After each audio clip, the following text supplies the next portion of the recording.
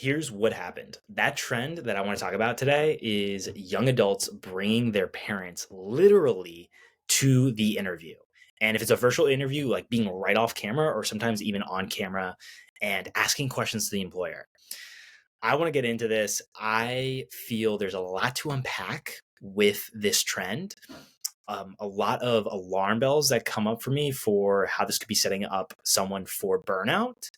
And I also want to share that like, it's a great strategy to ask your parents for help. I believe in that. I've done that. Yet there can be a level where we can take this way too far. So with all of that, we're going to unpack it today. This is Make Burnout Extinct. I'm Robert David Weeks. Where we get started is how the hell I found out about this. How I found out was earlier in the week. I was driving with my brother, and we were going on a family trip. And we were all like talking about like different stuff that was coming up, like parenting. And then one that comes up was he like all of a sudden just said like, oh yeah, did you see the thing where parents are coming in for these interviews for their adult kids? And I had no idea what he was talking about. I was like, wait, what? So from there, I had to go on the internet and check out and see what else was out there.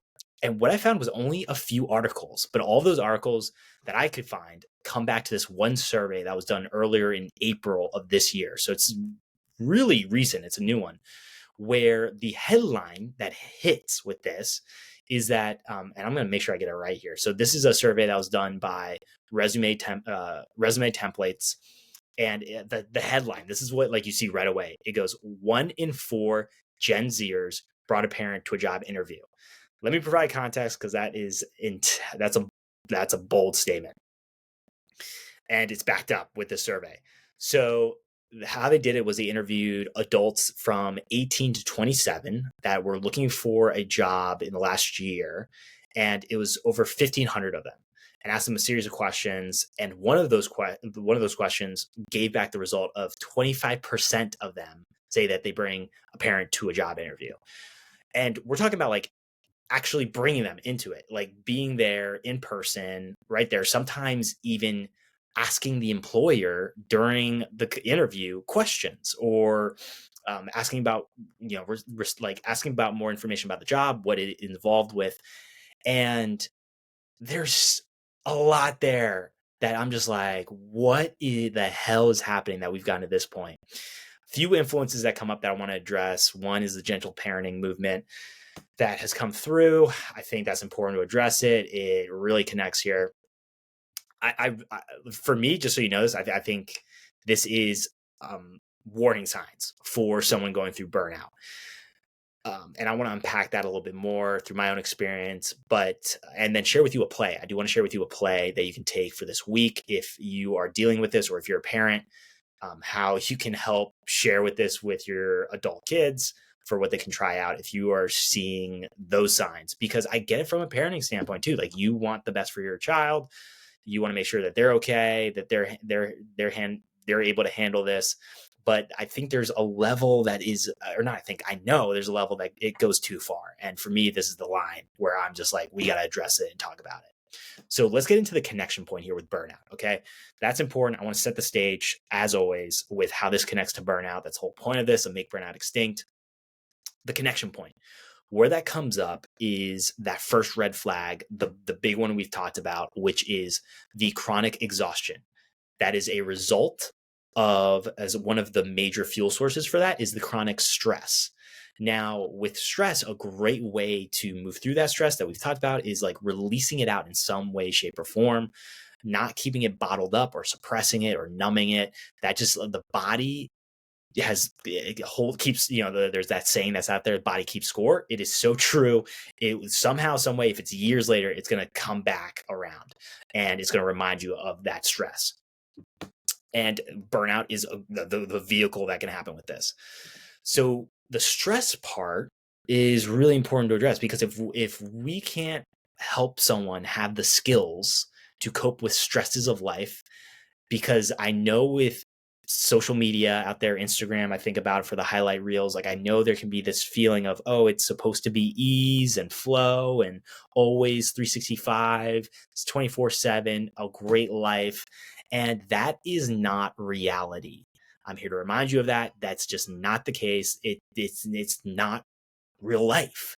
And when we can be reminded of that, we can put things in perspective and context with it. So we're going to have to face challenges. Those come up inevitably in work heavily because we're spending a lot of time at work, also personal life, having to have those hard conversations. I've talked about that before, of running away from hard conversations in another one.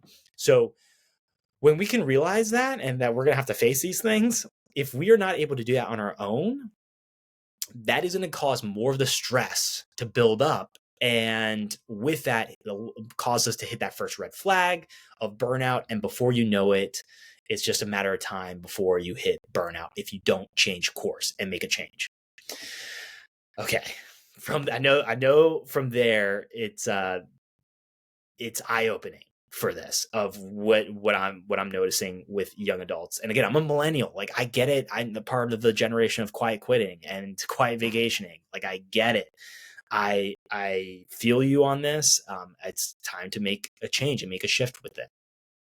So that hopefully gives you a connection point to burnout of why this is so important to address. Now, what's going on that I want to talk about a little bit more, and I think it gets into a bigger, what's the word I want to use for this? A bigger narrative in society as a whole is that as kids, I think of about in the US, you have this moment of going to college. And for me, that moment of going to college was a moment for me to get out of my parents' environment. I love my parents. I feel I have to say that always with this when I share this, but I wanted to be an independent person too. I wanted to be able to know what I was capable of, understand my strengths, my weaknesses, knowing that is contextual, as Simon Sinek mentions, like understanding that who I am, what I want, and my skill set. Being able to be doing that. What I saw from this survey that jumps out to me of a fear that is for reasons that Gen Zers ask their parents to complete their job applications. One of those reasons, over 30% said it was a lack of motivation. That is concerning, that we have a lack of motivation to go out there for jobs and seeking it. But what's interesting is I also can say, which I vibe with this generation, is that this generation is big on wanting to have side hustles, side opportunity, it's opportunities for side income to come in on top of a job. And I think that's so awesome. I just want us to continue to steer into that direction of being able to take responsibility, realize that we got to decide what we want and go after it and move forward in that. And I think there's part of this generation that's so awesome. It's in every generation that we have these type of dynamics. But that lack of motivation really sticks out to me of something that's a concern. And when we are not motivated to even look inwardly and understand more about ourselves, that's also where we get into trouble of being able to feel stuck. And we're hitting then the red flags. We get into victimhood, which I think has been glorified. I've talked about that before, the victimhood, glorifying it. And we all of a sudden think that who we have to blame is the world around us, all the people around us, that we are not responsible for this. And I can tell you, I came from a similar place. For me, when I got into entrepreneurship back in 2014, I got into it as a DJ. I then went through multiple years of what I call the spaghetti phase of like throwing shit against the wall to see what stuck. Throughout those years, what kept coming up for me was, oh, I want a mentor. Like, why aren't people coming in and asking to be my mentor? Why aren't they showing support? Like, I had an entitlement energy. And when that wasn't happening, of people coming in and supporting me, like just out of the blue, with me not doing any work or asking people for support, like just expecting it from the world, which I think has been a narrative that has grown a lot. All of a sudden, then I got into this victimhood of blaming everyone else. It's like blaming everyone else for my problems is what happened for me. I got to the point where I was blaming all of my terrible situations that were happening because of something outside of me. And I kept looking away from myself. I kept looking outwardly and thinking the world revolved around me. And being in that place, I will tell you where that leads is burnout. It led to my 2018 burnout. It led to my reckoning of having to change how I navigated life. And it's something I don't want anyone else to have to go through, for that pain and of suffering to get to that point of burnout. It's again, I've talked about it. I don't want to keep hitting it, but it is a feeling that just it feels like you're in that quicksand and you're not able to get out. And it's a tough place to be. So by taking that responsibility, understanding that the world is not going to be handed to you on a silver platter, and you're not going to have all of your needs met automatically, you're going to have to put in the work, is a perspective change that I believe needs to happen, and that needs to be continued to be shared out there to the world, of taking that responsibility, understanding that we're going to honor the feelings that come up, the stresses that come up, and we're going to move through those stresses. So what keeps coming back, bringing this back to the survey, what keeps coming up is when a parent comes in and all of a sudden starts to dictate how this is going to go for the interview and the conversation and asking the questions, you're not giving the opportunity for the young adult, to be able to ask those questions, to think critically, to make the mistakes in the interviews, and to learn from them, being able to practice and put in those quality reps that I've talked about before, and then being able to get the feedback of what's working and what's not working, is such a beautiful gift to give to yourself, for you to grow and move forward towards what you want in life. And I have no issue. I've talked about it before. I said it at the beginning. I have no issue with asking parents for help and guidance and advice. I've shared that story of me telling my parents I'm not okay. But from there, it was my responsibility to figure out, how am I going to work through this? That's where I then hired a somatic coach and friend, Annabelle. She had to reach out to me. Thank God, that was a moment of the universe giving me some grace, of her reaching out about an opportunity. But I had to take initiative and move forward and decide how I'm going to navigate this. And I think back to even one of my first jobs, as I was a camp counselor, and how I got the job was I went to summer camp as a camper. And my dad, he was a director at a time for that camp for a few years. And so that's how we got introduced to the camp, went through it as a camper, then an opportunity to be a counselor. But I had to make the decision to be a counselor. Like, I had to step into that and decide, this is what I want. I was like super pumped. I was like a junior in high school, excited. I had my friends that were coming in being counselors too, but I had to do that. And what I learned from that experience, I remembered, like, I made so many mistakes as a camp counselor, like how to communicate with kids and how to make sure that I'm creating boundaries and understanding when I do make a mistake, owning that, being able to communicate that to my campers, all of these valuable skills. But it came from a foundation of, I decided to do this. And when we have someone else come in and make that decision for us, all of a sudden, then we're constantly doubting ourselves. We're constantly thinking like, okay, who do I have to look outwardly to make the decisions? And that starts to hit our self-esteem, because we are starting to distrust ourselves. When we get into that uncertainty of how we're making decisions, and we don't trust ourselves in that process, that then amplifies the stress, amplifies the anxiety that I know we have felt as multiple generations in this current modern era.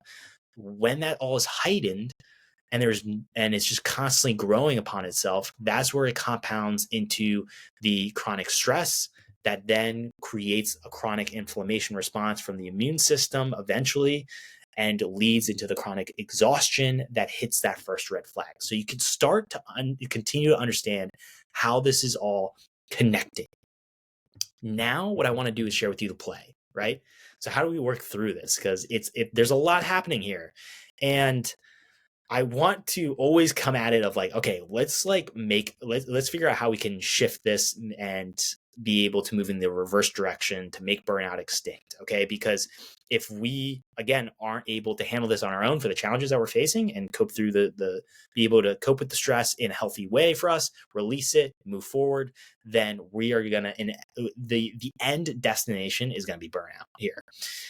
So one way that we can get started for the play that I want to highlight is to be able to push out of our comfort zone. So that comes up, but like that, I feel like is a big statement. It's talked about. There's that narrative out there, push out of your comfort zone. But what does that actually mean? And so what we can go into is the challenge zone, is what you can think about it. Where are the moments for you when you think of an activity that you're going to do that's going to be challenging? It's not to the point where you're so scared that you freeze, but it's a bit edgy for you to do, and can even potentially have the side effect of being a little embarrassing, but you know it's going to be in a controlled environment, safe environment. I'll provide you with an example that's a little out there that you could try, but it's figuring out what that looks like for you. So I'll give you two examples that come up. I've talked about the first one with walking around the park next to when I was living with my parents. There was a park nearby. I decided, for helping to build up my confidence, to like actually go around that park and say hi to every single person. Just wave my hand, say hi. I knew 3 seconds that I was going to interact with this person at the most, potentially, unless it goes, really well. Someone wants to like say hi back and how are you? I just realized it was going to be a small amount of time. I'm going to be okay. I'm going to survive here. It's daylight. There's other people around me, and I got to keep moving. I got to keep moving forward. I don't have to stop because I'm on this walking path. And again, I told you this before, I like felt like, like you just want to it's like that icky feeling of like, you just want to get it off of you. And I felt that like going into it, getting ready for it. You're just like, no, I don't want to do this, please. But then you're like, I got to do this. I got to do it. I got to go for it. So you're like, you have that little battle in between. And I remembered doing the first person, like saying hi to the first person, and then doing it again and again and again. And I didn't say it to every single person. There was moments I had to take a break. So I kept walking, but it got easier and easier and easier to the point where it eventually actually became fun. And I'd rather have a life filled with fun rather than a life filled with stress and overwhelm and anxiety. So from there, another one that you could try that is out there. I have done this. Again, I told you I'm never going to tell you one that I haven't tried for a play. And this one, it can get a little weird, but you're in a safe place, and that is when you are at a stoplight, choosing at a car, you're in your car at a stoplight, you then have cars next to you, choosing to turn to the side and look at the person next to you. You can even do a quick little like look for a second and then look back. And some people are going to say it's creepy or weird or whatever. Like, just you're looking around, right? Like you're not like staring into their eyes longingly for 10 seconds. Like it's a quick little like 1 second. Who's next to me? Cool. Who's next to me on the other side? Cool. And that's it. But for context of safety, you're in your own car. Like you're not saying anything to them. You're not having to do like a wave hand to them or like gestures. It's like a slight, just like, let me look and then let me look back. And I know for you, because I felt it, you're having that bubbling sensation of like, dude, that is weird. Like that is that's creepy. And I'm like, you're just doing it for like a second. Like you're not doing all the other stuff. You're in your car. It's something that I think could really help you in breaking through when it comes to doing something that's challenging. Because when you can build that muscle, all of a sudden what happens is when you do that, something that you felt like was so outrageous and you do it, all of a sudden the doorway opens up to whole new possibilities of what else you can try in this world. Where else can you push the boundary? Where else can you move forward in? And I will tell you that being able to live into that momentum that comes from that is so fucking awesome. It is incredible to experience something like that. You feel like you're on this high-speed train and you are moving through life, and it is so cool. And you're like, who's going to get on this train with me? Like, let's make it happen. So that can be the way that you can start to build that muscle that is very much out of the comfort zone for people, because I feel like the icky vibes, I felt that. However, once you do it a few times and you have fun with it, all of a sudden that can open up so many cool possibilities.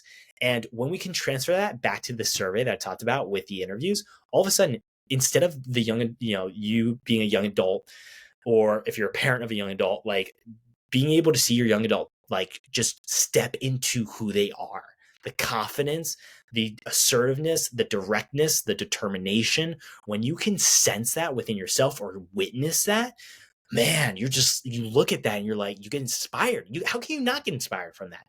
To then show up even better for yourself and to grow. And then they're able to take that energy and you can go into that interview and you can crush that interview, get the job, be able from there to take those skills into the job, be able to be an epic leader within your team or just as an individual within the company, being able to be the leader of yourself. And from there, the company is able to flourish and grow. And from there, overall, we're able to elevate what we're capable of as human beings and to show that. And I feel that has been something that we've missed a lot, is the ability to handle the challenges, to be resilient, to take responsibility and own it. Are you going to be perfect? Absolutely not. Okay. That's me coming in for the other side where that little doubt comes in for you. You won't absolutely be perfect. That does not exist. However, we can spend a majority of the time of being able to be resilient, to move forward and to ask for support where we can, and then take the initiative where it's asked of us to do that. And I will tell you, for a job interview situation, that's where we've got to be willing to be able to do this independently, to ask for the support to set it up. But then this is a moment where you got to step into it. It feels like a rite of passage. I mean, if you think back to one of your first interviews, like I think back to those moments for me, it's like you're so nervous, stressed, scared, all this, but that doesn't mean that you have to have someone be there for you, physically there and taking the lead in the conversation. It's actually a moment for you to step into that feeling, to honor those feelings that come through for you, release them through different activities that I've shared before on this with the somatic activities. But ways to just release that energy and realize you're going to be okay. You can continue to move forward and continue to grow as a human being. And that moment of stepping into that job interview is a moment for you to do that. And I will tell you, no matter how the interview goes, if it just sucks completely and it's awful, or it goes amazing and you get the job, no matter what, celebrate the effort. Go back to one of those plays we've talked about. Celebrate you stepping into that before you get the result back. Celebrate the process, appreciate that. And I will tell you, the rewards you feel from just that and the confidence that starts to occur and build within you opens up, again, that doorway of more possibilities. And that's what I want. I want you to get off of this path of moving towards burnout, to be able to grow and move towards reversing it, to make burnout extinct, and from there living a life where burnout is not existent for you. And it's a constant practice, because it takes constant repetition, quality reps, to be able to stick with it, of making it extinct.